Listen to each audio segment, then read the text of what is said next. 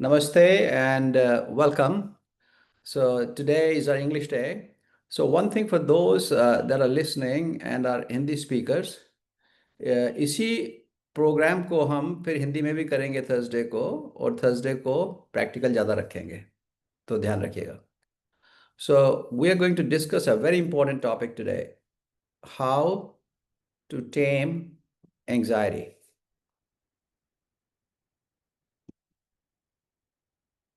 So let me share my PowerPoint with you. Okay. So there is a special type of breathing technique called resonance breathing. And that is a very strong antidote to anxiety. There is underlying neurochemistry mechanism, and there is an underlying cardiovascular mechanism to this. And we'll try and see if we can simplify and understand this. But nonetheless, we will be practicing this anyway. And I will also ask you to keep doing it on a regular basis and see what the effects are in your own body. So resonance, what is resonance? See, normally, let's say you go to a concert, okay? And there's a singer sitting in the middle and he's on a harmonium. And let's say to his right is a tabla player, a percussion player, and to his left is a string instrument, a sitar. So they all sound very different. The percussion sounds different than the vocal, and the vocal sounds different from the harmonium, and harmonium sounds different from the sitar.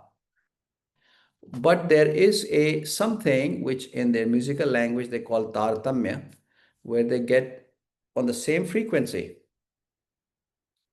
And then it becomes a music, and you can tell, those who are expert can tell, look, some rhythm is not right, something is tal is not right, tuning is not right. So they keep fine tuning, and when you go to the concert and you listen, they constantly look at each other and compliment. So if it is going in sync as it should be, then they complement each other. So what they're trying to do is matching the frequency. When the frequency matches the same speed with which the percussion is playing and the harmonium and the singing and the sitar is going on, then all four frequencies, when they're aligned, then it's a different sound experience. And that aligning of frequency, the effect that it produces is called resonance. So same resonance, we will see how breathing can generate in the body.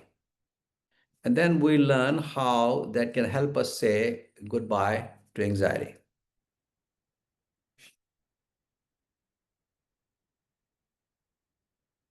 Okay, so resonance frequency breathing is 6 breaths per minute. So we'll do that. Don't worry about it. How that helps us is what we're going to discuss. One thing you need to understand, from the time we are born to the time we die, we are running. And that's life. Life will accelerate everything for us. It pushes us into a high gear, right? Now, if we keep running and running and running, and we don't know when to stop and regroup, we get tired. And that constant running that we do, constantly pressing on the accelerator, the gas pedal, that is the chief source of anxiety. The resonance breathing is what applies brakes to it. This breathing amplifies two beautiful neuromechanisms that we will discuss: the vagal tone, and this also helps you improve your prefrontal cortex, the higher brain that controls the lower brain. There are many other ways of controlling the higher brain. This is one of them. Okay? So let us see what happens in acute anxiety. Now, we've all had this happen to us. I don't know about you, but this happened to me 3 times in life. You're driving fine, safe, carefully, but somebody rear ends you from behind. And this is a jolt. This is a big jolt. And immediately your center in the brain called amygdala gets activated. This is fear center of your brain. It has its functions because fear is what then motivates you to do further action that you need to take. So this is a natural thing. When you get hit from behind, amygdala, the fear center, gets stimulated. It wakes up. Otherwise, it's sleeping. And same thing happens in anxiety. The amygdala is connected to another part of the brain called hypothalamus. This has some control over some hormonal glands in the body called pituitary, and also through pituitary connected to some hormonal glands called adrenal glands, and it stimulates them. So what they do is the adrenal gland from its medulla secretes epinephrine, norepinephrine, and cortisol. So just visualize this in your mind. From the time that the car hits to the time the amygdala has woken up, amygdala has stimulated the hypothalamus. Hypothalamus sends signal to the pituitary. Through ACTH, it sends a signal to the adrenal gland, adrenal medulla, adrenal cortex, secretion of epinephrine, norepinephrine, cortisol. All these things happen in split second. Split second. Within less than a second, all this has happened. Why? Because it's naturally hardwired into us whenever there is an attack to our body or mind, the fear center activates this process, and that prepares us to either fight the situation, flight, run away from the situation, or freeze. Wherever you are, just stop and watch what's going on. This is natural. We share this with animals. All the animals in the jungle have this highly activated system, and we have this. And this is good, but it's not good if it keeps running all the time. So what happens when the epinephrine and norepinephrine goes in the blood? Now, there are times when you have all experience. You start sweating. You suddenly feel queer in the stomach. You may even get some pain. Your heart rate goes up. Your heart starts pounding. Your pupils dilate. Your blood pressure goes up. You start breathing rapidly. All this are the effect of the epinephrine and norepinephrine. And those of you that have either seen somebody in an acute anxiety state or experienced one will know all this happens to all the people who are having an acute anxiety. So what is chronic anxiety? Just think about in chronic anxiety, this thing. Now this accident is happening in your car every day. So what has happened is, obviously, you're not getting rear-ended every day, but you keep reminding yourself of that rear ending. Rumination in your mind constantly goes on. So there's some tragic event happened, either a financial difficulty, a chronic illness, bad family relations, or accidents. And now this keeps repeating in your mind. Repetition, reminder, rumination. It's rumination. Then constantly your amygdala and hippocampus is now chronically stimulated. Amygdala, so there's fear in your life all the time.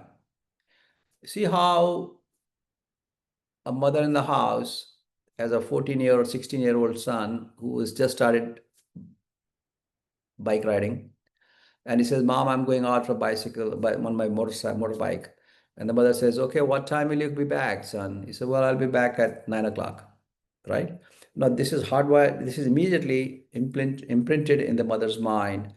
And 5 minutes to 9, she starts looking, oh, aaya nahi, he hasn't come. And every minute after 9, she is imagining the worst. That is the fear center, amygdala. Now, if she is an anxious person, this amygdala will stimulate the hippocampus, the pituitary, the adrenal cortex, adrenal medulla, and now she's all these hormones coming out. Oh my God, was he in an accident? Something happened. No, he's never like that. He should have come. Then she calls. He doesn't pick up the phone because he's riding the motorbike. Then she talks to her husband. He says, calm down. Well, no, you don't care about your son. I do. All that argument starts. And then she's frantically going around, and then she's amplifying the fear by constantly thinking the worst case scenarios. And they're stimulating and secreting more and more of these hormones. And now the heart rate is up, the breathing is up, the blood pressure is up, she's sweating, pupils are dilated, and just she's hyperventilating, right? That's all happen in chronic anxiety also. And if it's a little bit lower than that, then this is something called generalized anxiety state that goes on chronically in these patients. And some of these patients with that generalized anxiety disorder come not with the classic symptom of anxiety, but they get what is called somatization of anxiety, chest pain. So whenever a patient comes and says, "Sir, yahan chest pain hota hai. Here is where I feel the pain," usually pointing with one finger, sharp pain, that is the muscle spasm that comes from anxiety. So same way the headache, same way stomach upset, all these are somatization of anxiety. Same chronically elevated hormone levels causing generalized anxiety disorder. Okay, so let's revisit this. Since I talked about a car accident, let's keep this car analogy going. So think of amygdala is the alarm system in the car. As soon as something is happening around or some accident happens, it starts the alarm. So that alarm system triggers danger siren. The problem is in anxiety, you anticipate danger. Nothing has happened, but you're imagining. That also triggers the alarm system. Now, think of hypothalamus as the accelerator or the gas pedal. So when the alarm goes on from amygdala, it stimulates the hypothalamus. Now it accelerates everything in the body. Heart races, breathing speeds, sweating increases, muscles tighten. It's like whole body is speeding up. The car is now speeding up. There's no danger. It's all imagined. But the alarm system told the hypothalamus, and hypothalamus pressed the accelerator. Now, we all have a higher brain, I told you, prefrontal cortex. That's the driver. The driver says, look, I'm seeing the road is clear. There's no accident. There's no problem. There's nothing falling on the road, nothing, empty road. Please calm down. It's a logical brain looking at every situation, telling you, please calm down. If you have actually developed this prefrontal cortex, and there are many ways to do that. If you have strengthened the higher brain, which is rational, which is logical, which can reason, and with that can pacify the alarm system and the accelerator, you're fine. But if you have not trained your prefrontal cortex, and two of the most powerful techniques are meditation and pranayama, then the good driver is not sitting in the car, okay? Then what is happening? So second thing, your vagus nerve. Now, vagus nerve, you can think about a brake pedal. People that have trained the vagus nerve by doing yoga, meditation, pranayama, increase vagal tone, then they have brakes. So even if the hypothalamus is accelerating, right, the vagus can put the brakes. But if the accelerator is more powerful and the brakes are weak, then you're anxious. If the accelerator is powerful, but the brakes are even stronger, then you can stop the anxiety. So that is the second thing, vagus nerve. We talked about vagal tone in one of the lectures. Today, we'll revisit a little bit of it. So prefrontal cortex, higher brain, and the vagus. If these two are strengthened through yoga, meditation, pranayama, you can control the situation. Otherwise, what happens? This anxiety reinforcement loop happens. Now, what the alarm system is constantly going on. You know how there's sometimes a house alarm goes berserk and goes on and on and on, and you can't just turn it off. Same way, it goes on. And the accelerator also, you cannot stop it now. Now it has mind of its own, cycle of its own. The alarm is going on in the amygdala, the accelerator is blasting in the hypothalamus, the car is speeding up, you're feeling scary, you're feeling fearful. That fear again makes the alarm sound louder. And then again, the alarm makes the hypothalamus accelerate more, and now there's a cycle.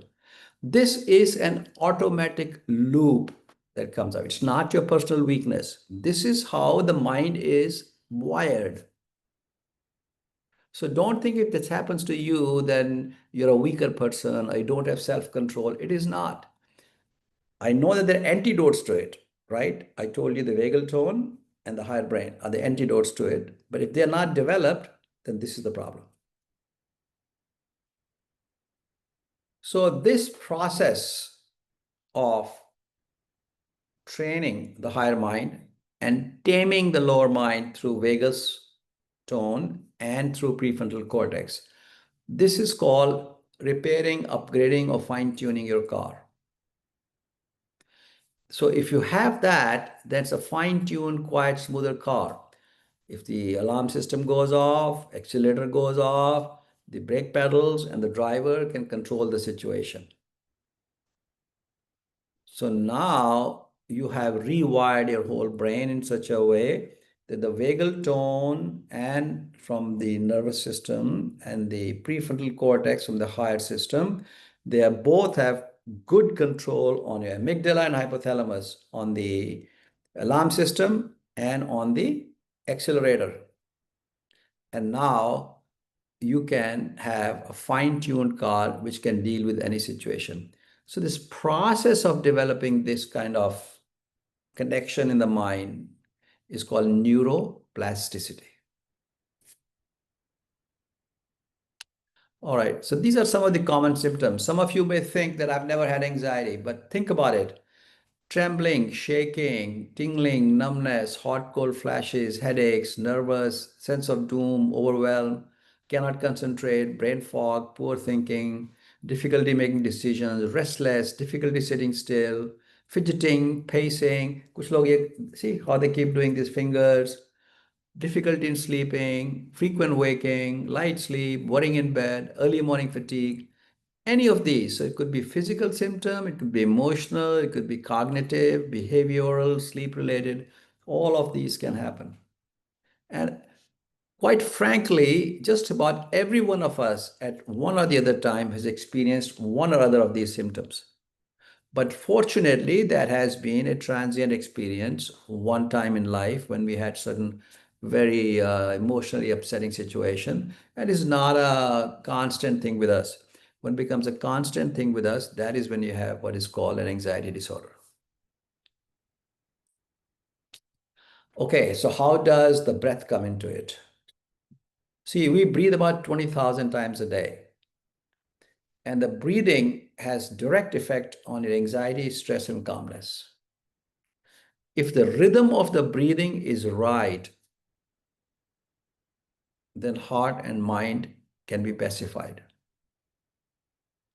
So today we're going to talk about one breathing rhythm that harmonizes. Just imagine that tabla or the percussion instrument, sitar, harmonium, and singer example. It is going to synchronize your breathing with the firing of your baroreflex, with the signals, the vagal tone, with the heart rate signals, blood pressure signals, and see how the heart, mind, lungs, they all become synchronized and the healing begins. So baroreflex, I told you, it's like a sensor, okay? The blood pressure sensors in the body. The sensors are in the neck, in the chest wall. If the pressure rises, they slow the heart rate. If the pressure drops, they increase the heart rate. And they work automatically, like a cruise control. They're automatic sensors controlling everything. It has a rhythm. So when the baroreflex controls your heart rate or your blood pressure, it just doesn't keep firing. The scientists found out that if you measure this, it's 0.1 hertz. Hertz is a unit of frequency. So 0.1 hertz, what does that mean? Let's calculate that. So if you convert 0.1 hertz to breathing, 0.1 hertz equals 0.1 cycle per second, which means one cycle will be every 10 seconds. So if you translate to breathing, if one cycle is every 10 seconds, then 6 cycles in 60 seconds. So that is 6 breaths in a minute. This is 6 times per minute is the natural frequency of our heart, lung, blood pressure system. So if we align our breath with this frequency, how do we align it? By breathing 6 times a minute. Okay? Then we are aligning with our baroreflex, aligning with all these signals that go on. And that is what goes on to control, synchronize, give resonance, maximum amplification and harmony for benefit of your heart rate, heart rhythm, blood pressure. Now, science has found that this can help control arrhythmias in people that have heart rhythm problems. It can improve heart failure in patients that have heart failure. And there are many more benefits that we'll talk about. So the underlying mechanisms are 3. Number 1 is your vagus nerve becomes more stimulated and your vagal tone increases. Your baroreflex becomes stronger. And there's something called heart rate variability. Every time you breathe, there's a beat to beat variation in your heart rate. You think you're beating at 60 beats a minute, but when all these devices tell you you're breathing at 60 times a minute, if you really look at it very carefully, some breath may be at 58 times a minute, some at 62, some at 57, some at 63. The average is 60. So there's a beat to beat variation in the rate, and that's called heart rate variability. The more you have, the better you are. This is the single most important attribute. If you have less chance of getting arrhythmias, less chance of getting heart failure if your heart rate variability increases. So this resonance breathing can increase your heart rate variability 3 to 6 times. So now imagine your heart and your breath, they're dancing in perfect rhythm. And that is how the benefit comes. So what scientists have proven, you will lower the stress and anxiety, you will lower your blood pressure, your emotions get better. You don't become upset when you're upset at any time more than you should. You don't get overjoyed when you should be joyful more than you should. So you come like in the middle. It improves your sleep. Blood sugar regulation is better. When there's reduced inflammation, the blockages in the body improve. And there is stronger cardiovascular resilience. Your whole system becomes such that you don't get heart rhythm problems. You don't get heart failure problems. Okay, so how do you do this? The simplest way to do that is the 5-5 method. Inhale for 5 seconds, exhale for 5 seconds. That's 10 seconds. If you do that 6 times, that's 1 minute. So this way you're breathing 6 times in 1 minute. So you're going to do it through the nose. Mouth will be closed. When you sit down, relax your shoulder, relax your jaw. And we're going to practice it together. I'm going to practice this with you, and we are going to do it for 5 minutes. So let me set the alarm here, okay? We'll do it for 5 minutes together. All right. So what we are going to do in this is we're going to breathe in through the nose, breathe out through the nose. Initially, I'm going to say in, 5 times. So that's 5 seconds. And then I'm going to say out, out, out, out, out. That's 5 seconds.